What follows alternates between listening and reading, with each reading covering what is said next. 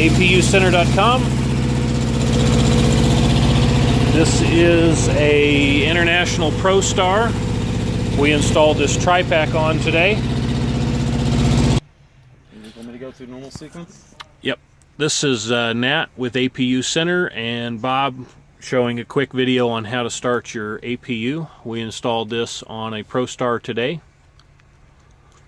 You power up the left power button, which is your main APU power, and the right power button, which turns your APU on.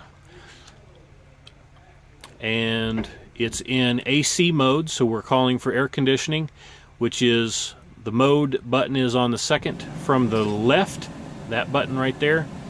Second from the left. It's going to cycle up, takes just a few seconds. There it goes. And the APU is running, producing air conditioning. Okay, you can see it's blowing good on the covers here. We'll see what temperature's coming out of the vents. Right at about 20 degrees Fahrenheit. That's nice cold AC coming out of those vents.